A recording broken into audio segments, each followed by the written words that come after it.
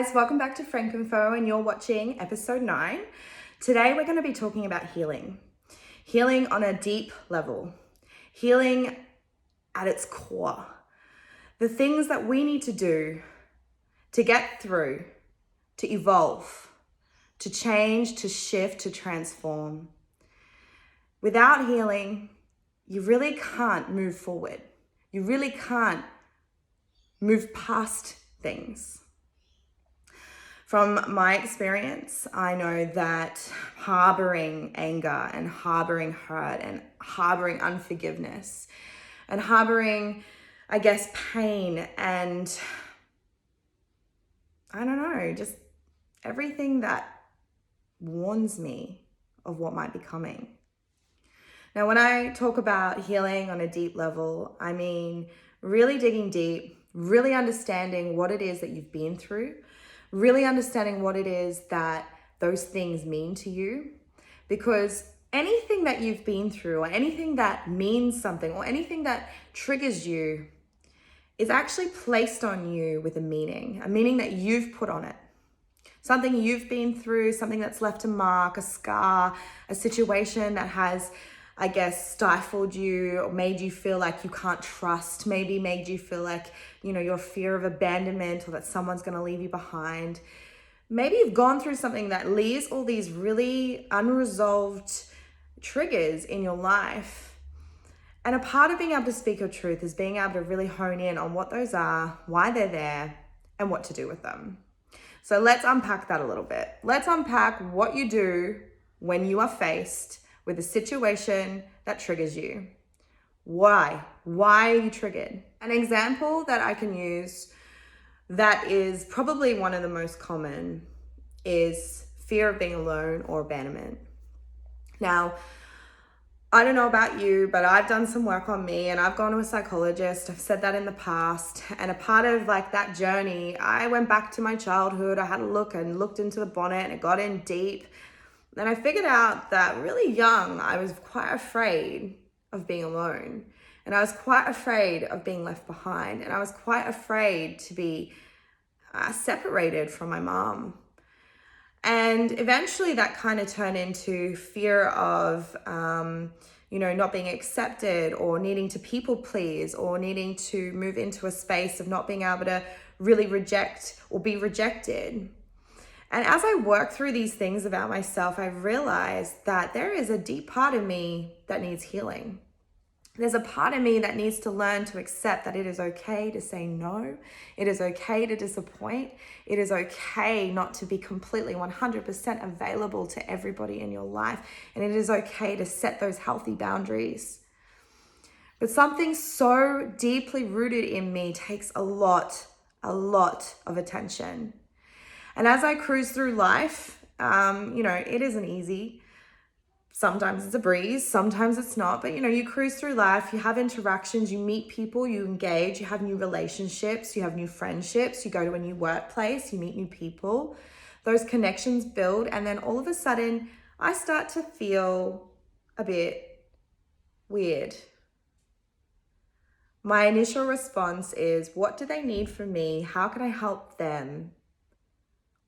What is it that they need and how can I give that to them? Because I placed value very young on the sentiment of being able to serve or being able to give the people that I care about everything that they need. When actually fact, it was just a fear of mine that if I didn't, I would disappoint them, which broke my heart. They might leave me, which broke my heart. And in finding out those things, I realized that I really need to do work on me.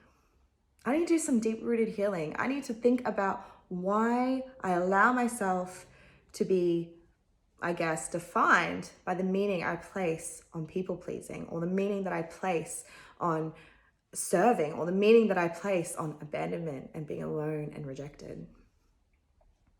So that's just one example.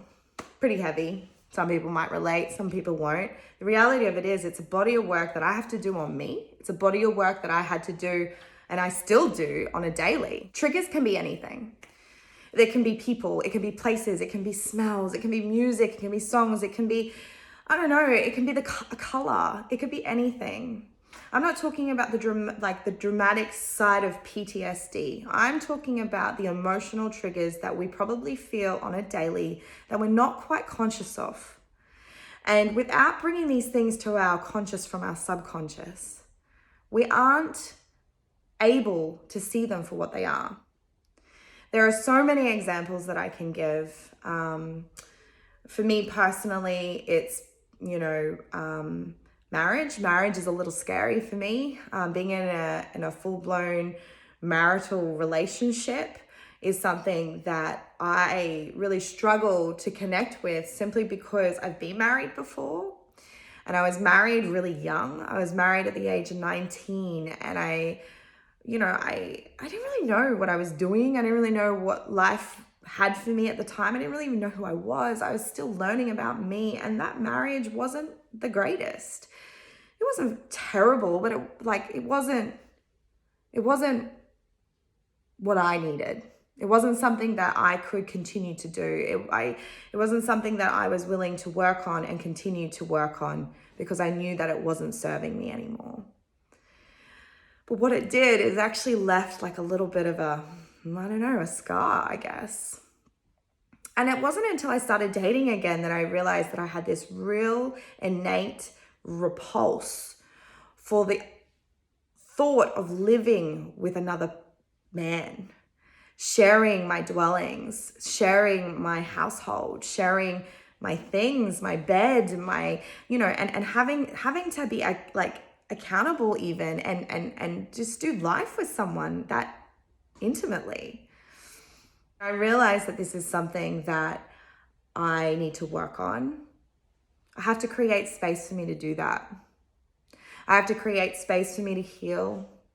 I have to consider why. I have to consider if it's still something that I need to desire, or something that I wish to desire in the future. And it's okay if I never, ever, ever, ever, ever enter into a relationship like that again.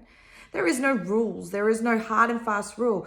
But it's about being aware. It's about bringing the things that are subconsciously impacting you to your conscious state, so that you can actually heal and deal with these things, so that you can have new relationships with a new understanding, but with the old understanding there also, knowing that this is something that you don't want again, but it's not going to trigger you to the point where you're going to sabotage this relationship and run. So I guess what I'm saying is there is so much need for us as a person, as a people, you as an individual, to dig deeper into your emotional baggage, into your emotional response, into your life's backpack. Have a little bit of a look. Is there anything inside there that you're still carrying that you could probably heal from, throw away, keep? Are there lessons that need to be learned? And are you paying attention to what they actually are? Or are you just going along, cruising through life, working from a traumatized state, avoiding relationships that seem similar to the last, but really attracting them because they're what's most familiar to you, because you haven't actually healed? And that's a whole nother thing. If we don't do the body of work of healing, we just keep going through a cycle. The same cycle, doing the same thing with the same type of situation, just different people at different places at a different time. So the importance of healing, the importance of looking beneath the bonnet, if you want car references, or looking within your life's backpack, or just going inward for like a little bit. Instead of responding and reacting in a situation, take some time to contemplate why you feel that way. Take some space. Take a minute. Ask for a minute. Whatever it takes. Talk it out. Speak to your tribe. Speak to your friends. Speak to your counselor. Speak to your psychologist. Speak to your life coach. Whatever you've got, whatever you're grabbing at, whatever you use to kind of dig a little bit deeper into who you are so you can speak your truth. Talk this stuff out. Try and identify with the emotional response. Try and find where it stems from, where the origin of that is, and find out for yourself whether that's something you need to continue to feel, or that's something that you need to acknowledge, heal from, and release. My mission to you for today is dig a little bit deeper.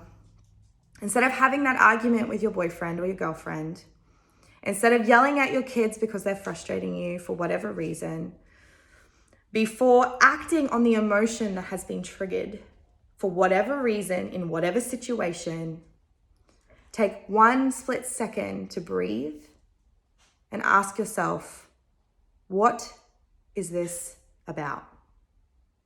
Am I projecting? Is this an unhealed trauma response? Or is this something that I need to consider? Is this a new thing? Is it something I want to continue to be? Is it something that I want to continue to feel?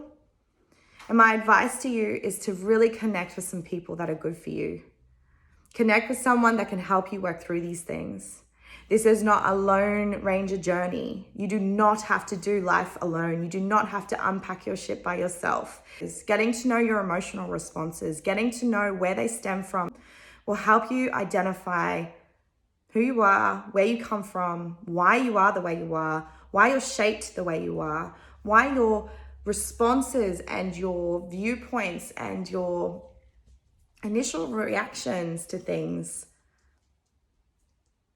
are the way they are. And it allows you to identify, which assists you to speak your truth. As always, if you want to get connected and you want to talk about these things on a bit of a deeper level, you need some assistance in the right direction of who you should go to for help, or if you need to speak to someone who maybe your tribe is, if you need help identifying who the right people are for you, please do not hesitate to hit me up on Facebook, Instagram, through my email address on frankandfo.com. I'm always here to lend a hand, an ear, and a shoulder if need be. Thank you so much for tuning in, and don't forget to not be afraid to look in life's backpack and dig a little deeper. Thanks, guys.